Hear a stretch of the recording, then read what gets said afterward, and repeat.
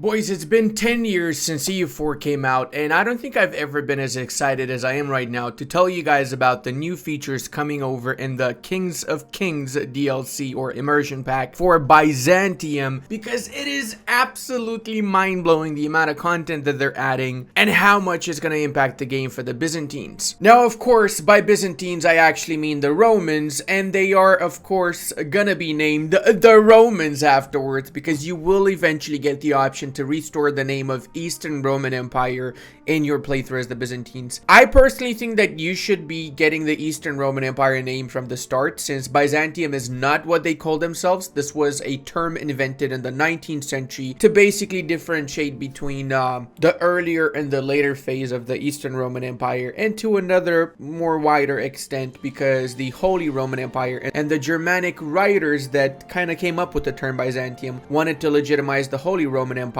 as the actual, Roman Empire rather than the Eastern Roman Empire, which was the actual Roman Empire, right? That's why they called it Byzantium. And why we unfortunately have stuck with this word, because most of our influences come from early modern Germanic writers, I guess. Now, to get into this DLC, they start with admitting that for 10 years the popularity did not stop but rose further and further, and it is now one of the main focus points of the Kings of Kings. So I also want to mention at the end of the dev diary, they talk about the fact that there's 3 more nations that will get a revamp: Akoyunlu, Karakoyunlu, Armenia, and Georgia. So I guess it's 4 nations actually. I'm really bad with mathematics apparently. What they want to do with this DLC, especially for the Byzantines, is they want to make the earlier part of the campaign harder, but if you manage to survive, then you're going to have an easier time to snowball, a lot of flavor that makes it very Romanesque. We'll talk about that in a few moments. Also, main change is that the province of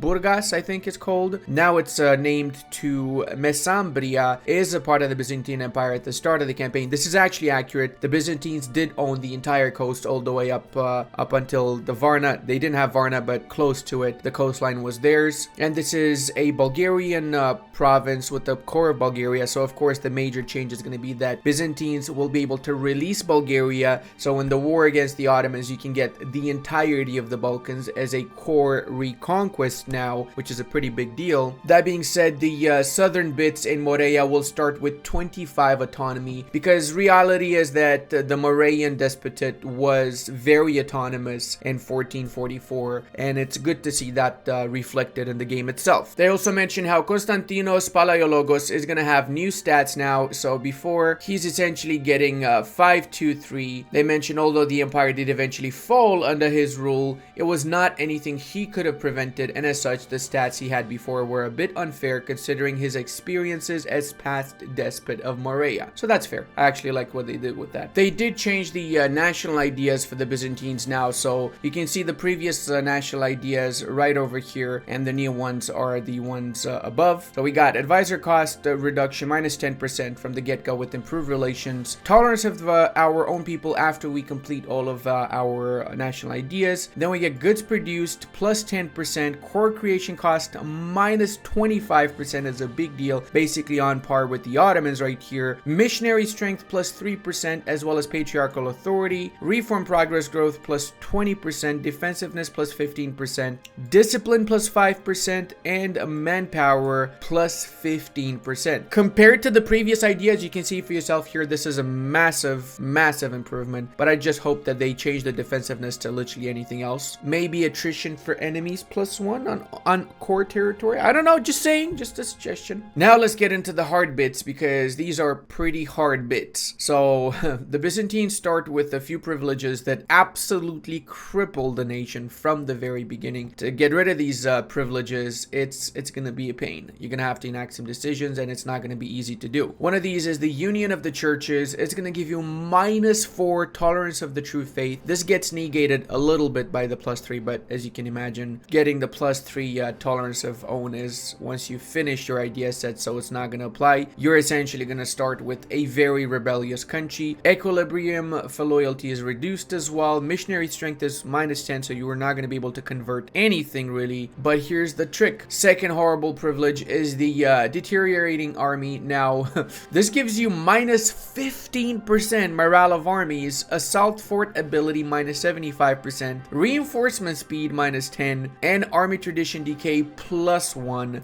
Ooh, that's gonna be a pretty painful one. So the strat's likely gonna be avoid the Ottoman army as much as you can, trap them on one of the islands, use your navies, I guess. But then let's see, what do we have for navies too? We got some bad stuff for navies as well. We got shipbuilding time +200. So it's gonna take you way longer to build your ships, giving the time for the Ottomans to attack you and crush you. So the strat for Byzantium is gonna be super different now with the 1.36 release. And if we get 5,000 likes on this video, I'll make sure that the first video released for me on this channel with 1.36 is gonna be for the Byzantines, of course. We also get global trade and trade efficiency reduction as well from the tax exemption from Latin merchants. Plus, if I'm not mistaken, I think I read somewhere here that, oh yeah, there you go, you will not be able to get the indebted to the Merchants Guild. So now the Merchants Guild is called the Emporoi, and you will not be, so you're not going to be able to get the burgher loans to start the war against the Ottomans. You're going to have 15% less morale of armies, you're going to have 200% shipbuilding time increase, and you're going to have rebellions. So, and increased autonomy.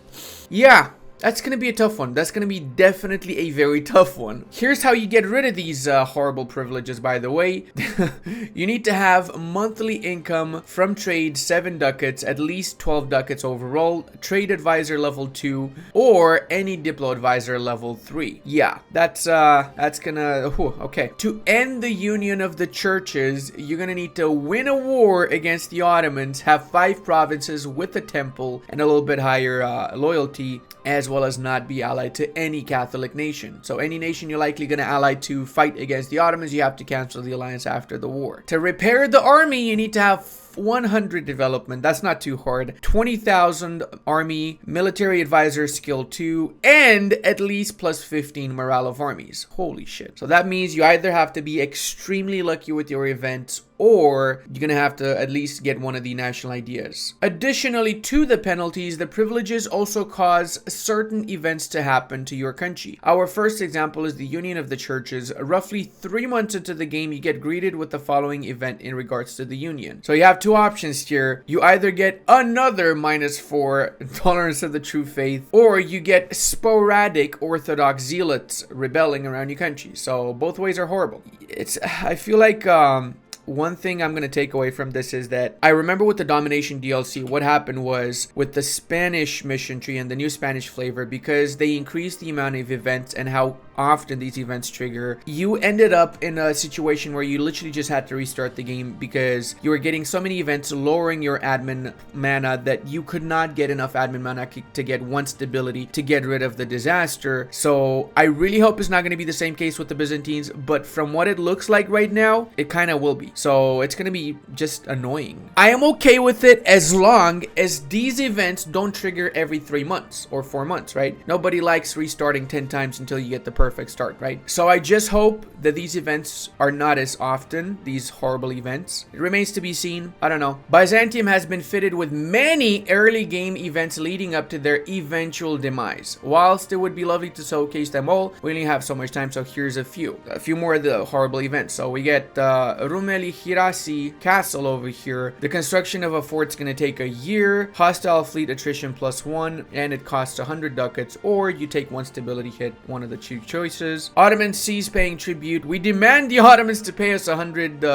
ducats, or else we will release Orhan Çelebi and cause a pretender uprising. Now, in case you guys don't know, Orhan Çelebi fought on the side of the Byzantines during the fall of the Byzantine Empire. He did fall with the defenders of Constantinople, so kudos to Orhan. He fought till the bitter end. It wasn't necessarily about the 2 different ethnic groups, because, you know, the Ottomans also had a sizable amount of Greeks in their administration and in their army. It was more about different countries, really. Campaign into Thessaly, lose 150 military power. Constantinos gets 1 military production, or, well, 1 military skill. Ottomans might mount a punitive expedition, causing the following to happen. Mare area gets Ottoman expedition till the end of the game, -15% local defensiveness. Ooh, I like this event. It's horrible for the Byzantines, but I like it because it's, you know, it's very different and it's very flavorful. The event Ottomans advance on Marea happens. If Byzantium accepts, country changes changes to Mare, you get a new leader, white peace with the Ottomans, and a truce with the Byzantines. So I guess that's essentially a way for you to continue playing as Morea, which is what happened historically. The Despotat of Morea fell a few years later after the fall of Constantinople. One final thing to mention, to make the early game even more of a challenge, the starting reform for the Byzantines has been adjusted with a new penalty and new mechanic. More about it later. The Byzantine autocracy has pretender rebels when a new ruler ascends to the throne, may establish pronoia subjects, which is a unique type of subject to the Byzantines and the Roman Empire. So this is what it looks like. Rise of a pretender when you get a new leader. 11,000 pretenders in the capital. Oh boy. There's nothing more Roman than falling in the back of your countrymen in time of need for a chance to seize the absolute power for yourself. I actually fully agree with that. Whoever wrote this, genius. Well said. That is the most Roman thing ever. Now that we talked about the events, it's time to look at the new missions and check them out, because these missions are pretty cool. Impending Doom, Hexamillion Wall, Reinforce Constantinople, Defensive Depth, Reverse and Downfall, False Despots, Vengeance at Bar, Reconquest of Bulgaria, Asia Minor, Advance into Illyricum, Repulse the Republics, Princes of the Laches. Is that the Albanians? I think it is. Yeah, there's a lot of missions here. In total, there are 55 missions added with the DLC for the Byzantines. They mention here that while some would like to see the addition of Hellenism and a whole path revolving around it, others want a mission tree which revolves around the what if question of modernizing Byzantium and leading it down the Roman legacy path. I have to say something here. They would not mention this in the dev diary unless they secretly added Hellenism in. So they say that Hellenism is not going to be added in the next DLC. We're going to focus on the Roman legacy path, just like they didn't add Norse in the Lions of the North. But guess what? They did add a few secret ways to get Norse, and I'm sure they're going to add a few secret ways to get Hellenism. So guess what ya boy is going to do in his first playthrough? That's right, we're going to try our best to get Hellenism if it's added. If it's not, then we'll definitely go down the Roman legacy path, right? The mission tree is apparently split into 6 different parts. A small defensive part with 3 missions revolving around reinforcing the Theodosian walls, which I believe are a brand new monument now alongside the other monuments, and constructing the Hexamillion Wall. The second part is a large conquest part starting with the impending doom. Then we have a small trade part with 2 missions, an internal infrastructure part, a part about the military and admin aspects of the empire, and finally the religious bit. They also mention here that they want to approach this mission tree a little bit different. Instead of just giving a super strong permanent modifier, they want to give some earlier, stronger modifiers that are temporary. So for example here, once you do the Vengeance at Bar,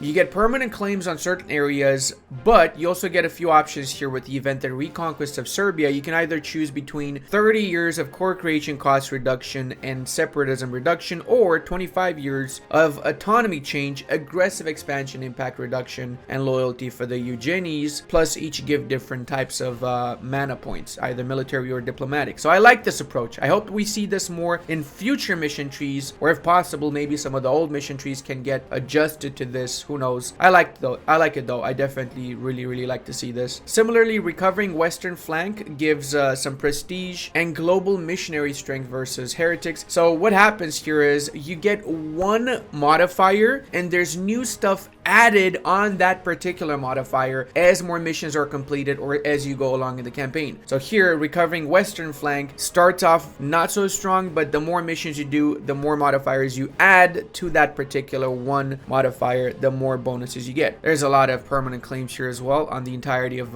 Hungary and North Italy apparently. Okay, that's cool. Then you can merge these modifiers. So recovering western flank, recovering southern flank, eastern frontiers, true Roman Empire. Merge all of these and make a bigger 1 modifier with all of the previous one's modifiers. So the final version of this modifier in particular is going to be governing capacity plus 300, missionary strength plus 2, prestige, morale of armies, navies, and stability cost modifier. Holy snaps. But to get all of these bonuses, you have to navigate quite a few missions beforehand, and you have to do a lot of conquest, so it's not going to be as easy as you think. There's more that the mission tree offers instead of just growing modifiers. Here's some of the other highlights. Culture and Suglades becomes Greek. So the question of Suglades what? Clearly it's Suglades Greeks, right? Provinces in Aydin and Hudavendigar were slowly begin converting to Greek or Pontic via event. So similar to EU3, I'm assuming, remain at high stability to speed up the process. Plus you get permanent claims on a lot of other provinces and the entire Anatolian region. So that's cool. This Asia Minor mission, by the way, is very early on. So that's good to see. So it means that you can do some pretty insane expansion as long as you win that first initial war against the Ottomans. We see here the Eastern Frontier modifier separate. It's got missionary strength versus heathens, governing capacity, permanent claim on the Mashrik area. Culture conversion will extend to the Anatolian region, albeit at a slower pace. The event Memories of Manzikert happens, the Battle of Manzikert being the entrance point of the Turks into Anatolia, by the way. The Seljuk Turks having won the Battle of Manzikert and having opened up the entirety of Anatolia to massive waves of Turkic migration into it, and eventually leading to the Ottoman Empire many years later down the line. You can accept Turkish as one of your accepted cultures, or you can convert provinces via events to Greek, or every Turkish province is going to get 25% local manpower modifier. Enable the Turkish Janissary mercenary company whose hiring will cost no army professionalism. I think we all know we're going to go for the second option, right? Right, guys? Please let me know. We're going for the second option here, right? You can also sack and destroy Venice too for what those scumbags did in the past, eh? They will lose 75% of its development in the province of Venezia, and Byzantium receives plus 75 for every point of development deducted. So plus 75 ducats. So let's say if they get 20 development points times 75, you're gonna get 1,500 ducats. Holy shit, that's pretty good. That's actually pretty insane. Venice gets a permanent modifier till the end of the campaign, which gives it devastation and development cost increase, which is pretty bad. Or you can reappropriate the arsenal until the end of the game. Allows you to construct the galleass ship that only the Venetians have up until that point. Plus you can build galleasses in Venice without the need of a shipyard or dock. That's pretty nice. That's a nice touch right there. Recover Magna Graecia gives you an admiral, permanent claims on a lot of provinces, including parts of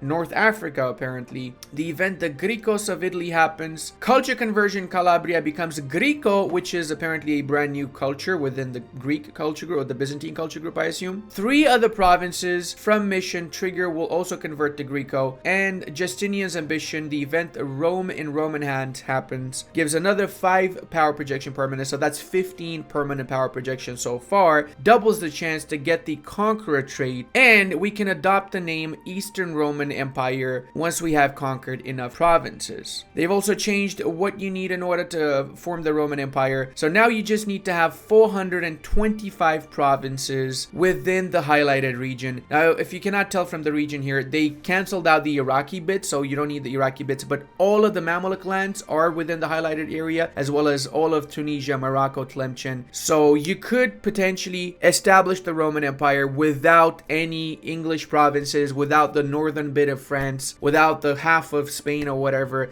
as long as you have all of the African provinces, I guess. I didn't do the maths, but I'm assuming that's the point of it. Otherwise, maybe lower this to 350. In my opinion, though, I feel like as the Eastern Roman Empire, you shouldn't need 425 provinces to restore the Roman Empire. Maybe like 300. So if you have all of North Africa, Egypt, Anatolia, the Balkans, all of Italy, it should be enough. You shouldn't need to have the Iberian parts gold to restore the Roman Empire, right? Because if you make it such a high goal to restore the Roman Empire, what are you gonna do the rest of the campaign, bro? Come on. Now it says it's actually gonna be more provinces that you need to conquer than before, but you will no longer have to subject yourself to the conquest of Mesopotamia. So what the hell in that case? Come on. Moving on, the next part is about the walls of Constantinople. So you get a chance here with the Hexamilian Wall, which, in case you guys didn't know, Hexamilian Wall was a really important defensive location within the Eastern Roman Empire. It was by 1444 pretty much in disrepair, but that's a nice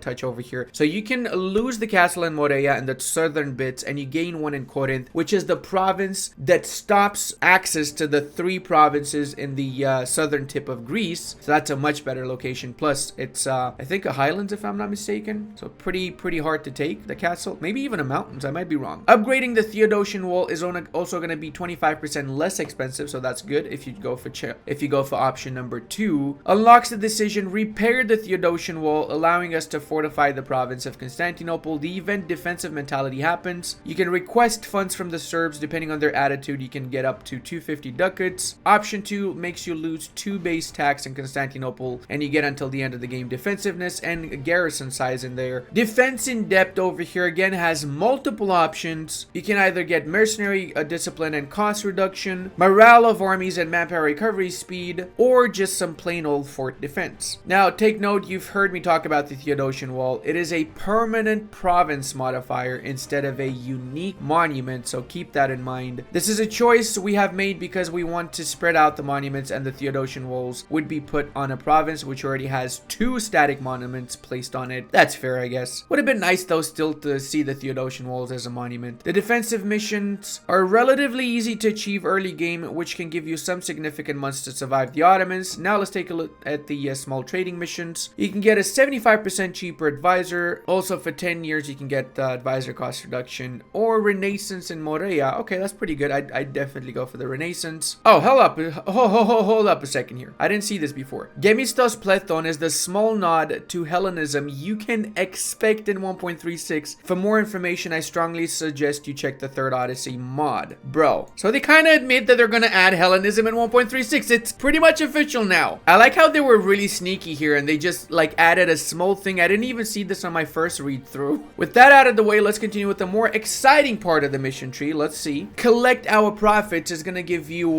strengthen the indebted to the Emporoi, which can grant you up to 7 loans instead of 5. That's really good. Strengthen the private trade fleet, which is gonna double the modifiers, or free enterprise, making it give trade efficiency +5 and no longer take any absolutism. Okay, I don't know which one of these to go for because they're all pretty freaking good. I'm guessing the first is the best one in the long term, or maybe the third, but I like this. I really like the multiple option that we're getting here.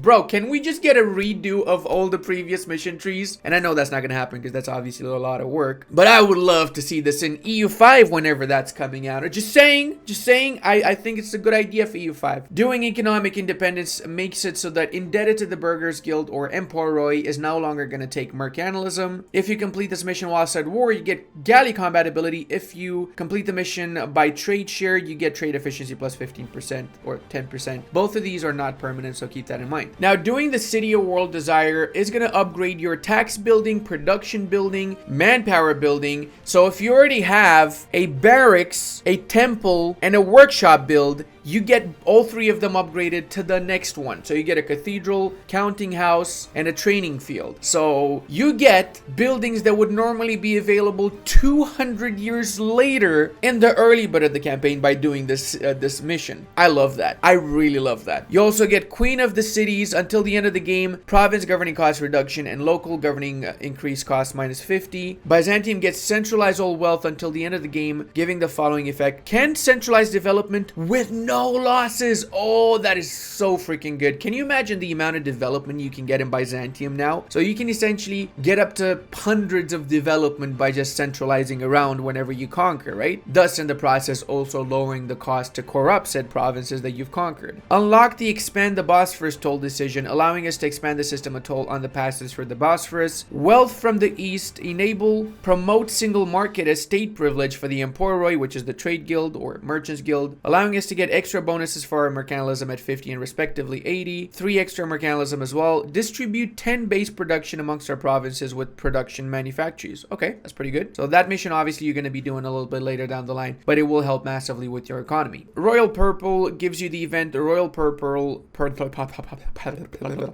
in Athens, and what it does is it's going to change our map color to, I'm assuming this? It's the color of the Roman Empire. Okay, I dig that. I definitely dig that. Continuing on the religious part of the mission, due to the Council of Florence and the missions and the religious policies enacted by the last emperor, the public trust in the patriarch and the government has crumbled. The mission branch focuses around rebuilding the trust, limiting the rivals, eventually bringing the schism to an end. Beginning with the trust, so recover authority unlocks the legitimization of the dynasty as state privilege for the clericoi, which may provide modifiers under a few conditions. If above 33% patriarchal authority, the privilege will provide some pretty good stuff. stuff. Constantinople gets tax building upgraded, but if it's already upgraded, I'm guessing you just get the 2 base tax. You also get the reformed Byzantine monarchy tier 1 government reform. So you still establish the pronoia, but you don't get the debuffs, as well as you get the autonomy change reduction, separatist reduction, culture conversion cost minus 20%, and absolutism. So essentially this means that you'll make Byzantium into the best nation to do a one culture run, since there's a lot of culture conversion modifiers already, and you can stack up, so you can essentially convert everybody to Greek super fast. Not to mention you can do it from your mission tree as well now, so that's pretty good. Legitimization of the dynasty is right over here shown, and whilst also limiting the even stronger Russian ambition, every Orthodox country will have the clerical ministers provide +1 tolerance to the true faith, 30 opinion of every Orthodox country, and diplo annexation of Orthodox countries will no longer incur a diplo reputation penalty.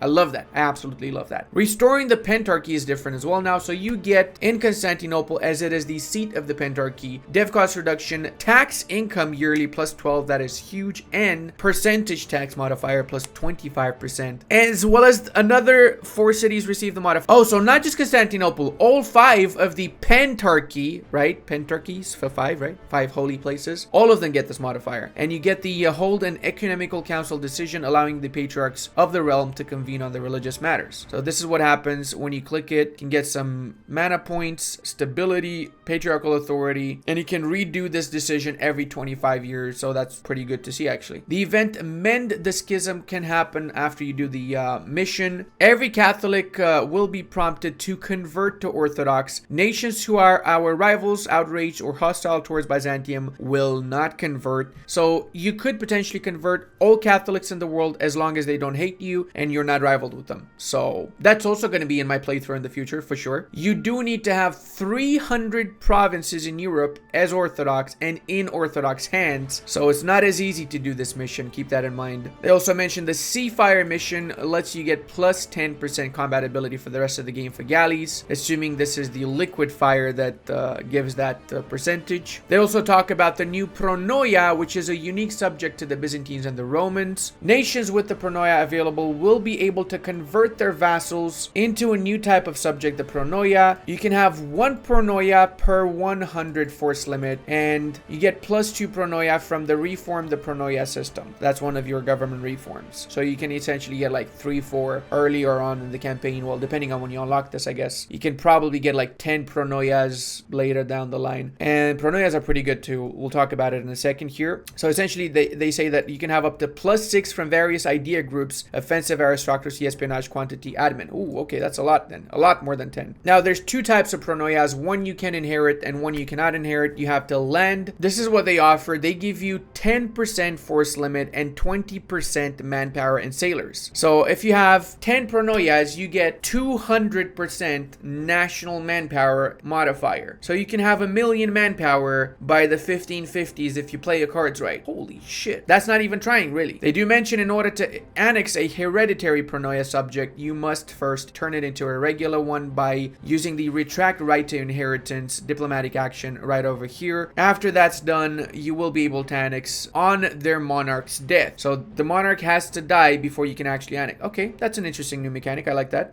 Back to the missions. The theme system is revamped also. So you can see here it's a government reform, and it offers state maintenance reduction, manpower in primary and accepted culture provinces +25, strengthen the land rights, estate privilege no longer cost maximum absolutism, and will provide 10% land force limit. That's pretty good to see. The themata, which is the themata system, essentially was the late Eastern Roman Empire army system, where basically the country was divided into different thematas, and every one of them would provide an army akin in a way to the old legionary system, with the only separate difference would be that the emperor would also have an imperial themata. Now you can actually see the new preview system that also you could see in the Persian dev diary. Essentially, you can choose between a standing army or a mercenary army here. So we get the Varangian guards, control over the pronoias, and reform the themata, or the second version is foreign officers, pronoia rights, and realm of the strategoi. You can click on the side here and you can see the centralized mission tree or the decentralized mission tree. That's pretty nice. I like to see that. The standing army is going to be probably my personal favorite. Established pronoias will be non-hereditary by default. Inherit the pronoia now gives +5% crown lands. That's pretty cool. They get army tradition, and and also 5% discipline. The Varangian guard mission that you saw over there is going to allow you to bring back the nearly extinct guard back to life, making yourself the real Lord of Varangian. And the last mission, Reform the Themata, is going to give some reform progress growth as well as the professional Themata soldiers until the end of the game, which gives land fire damage plus 10%. Holy mother, bro. The other branch over here is going to be a little bit different. It can give you up to 4 more pronoias. They no longer reduce the Byzantine force limit. Option 2 allows it so you don't get the force limit reduction anymore. And Realm of the Strategoi is going to give you army tradition for each pronoia that have at least 20 regiments. And Byzantium gets mercenary manpower and discipline, a ton of mercenary manpower and discipline, okay? There's some new government reforms such as the Restore the Masters of Offices, which gives extra advisors possible and reduction by 15% as long as they have the ruler's religion. So not culture, religion. You can have them any culture as long as they're the religion. Plus autonomy reduction per level. That's pretty good too. Restore the Senate enables a